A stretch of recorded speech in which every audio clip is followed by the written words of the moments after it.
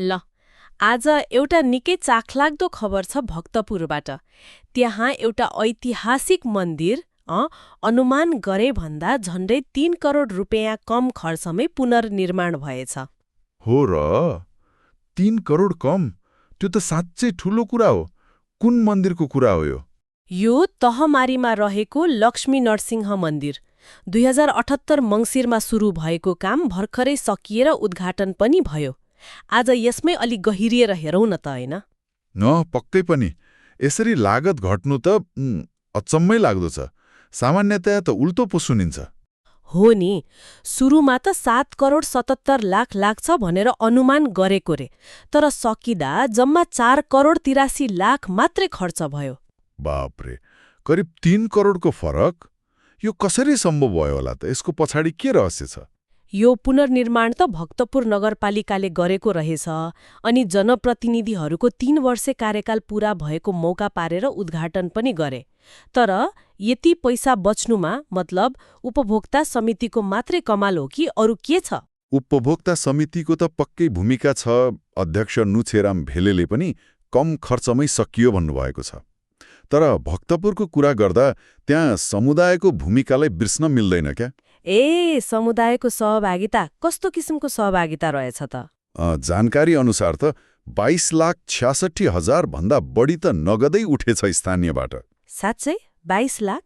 हो, अनि त्यति मात्र होइन, 750 जना भन्दा बढीले श्रमदान पनि गरेछन्। अनि लाखौं बराबरको जिन्सी सामान जस्तै काठ, इटा होला, त्यो पनि स्थानीयले नै जुटाएछन्। ओहो, यो पो त खास कुरा। समुदाय नै यसरी लागेपछि त खर्च घट्ने नै भयो नि, होइन र? एकदम।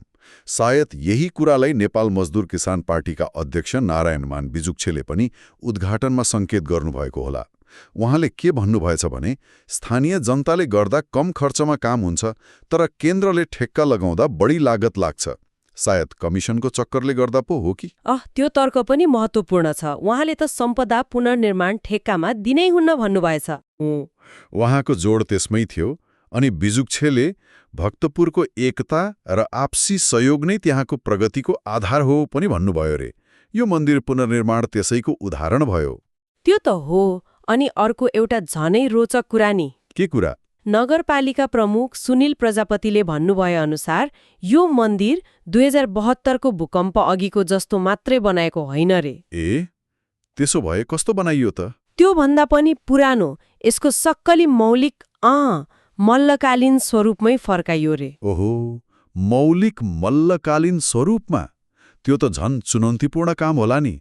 अनुसन्धान, पुरानो सिप, सामग्री। हो नि, सामान्य मरम्मत भन्दा त कता हो कता गाह्रो होला। तर यसले सम्पदाको ऐतिहासिकतालाई जीवन्त राख्ने प्रयास देखाउँछ। एकदम सही कुरा। अनि यो काम गर्न मतलब मौलिक स्वरूपमा फर्काउन विदेशी सहयोग चाहिँ लिए कि लिएनन्? लिएनन् रे। प्रमुख प्रजापतिले प्रष्टै भन्नुभएको छ, भक्तपुरले सयौं सम्पदा आफ्नै स्रोतले बनाएको छ, यो मन्दिरमा पनि विदेशी सहायता लिएको छैन भनेर। वाह, यो त झनै प्रशंसनीय भयो। स्थानीय सरकार र समुदायको आत्मनिर्भरता र क्षमता दुवै देखियो। यसले सम्पदा संरक्षण कसरी दिगो हुन सक्छ भन्ने उदाहरण पनि दिन्छ।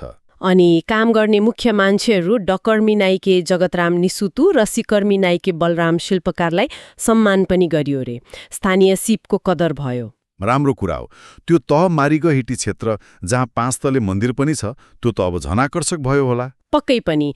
कार्यक्रममा पनि ठूलै मान्छेहरू आएका रहेछन्। सिडिओ, पुरातत्व विभागका महानिर्देशक अनि इतिहासविद प्राडा पुरुषोत्तम लोचन श्रेष्ठ पनि। उहाँहरूले भक्तपुरको प्रयासको प्रशंसा गर्दै भावी पुस्ताले लाभ लिने कुरा गर्नुले यसको महत्त्व अझ बढाउँछ।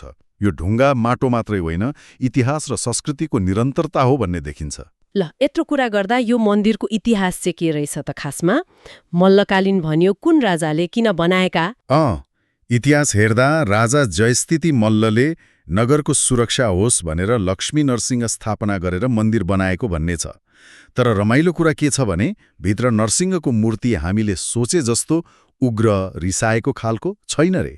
छैन, कस्तो छ त? बरु शान्त स्वरूपको, देवी लक्ष्मीलाई काखमा वा कम्मरमा समातेको जस्तो मूर्ति छ रे। यो अलि फरक र दुर्लभ मानिन्छ। त्यो त थाहा थिएन।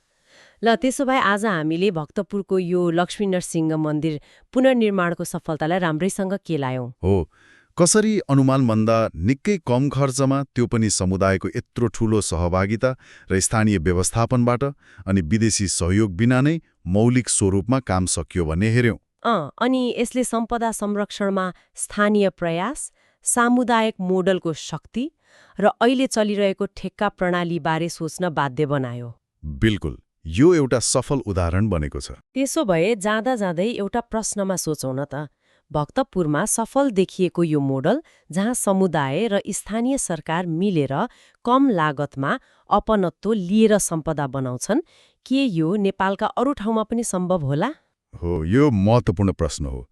पक्कै पनि ठाउँ अनुसार चुनौती फरक होलान्, तर अवसर पनि त होलान् नि। यसमा अझै बहस र प्रयास हुन जरुरी देख्छु म त।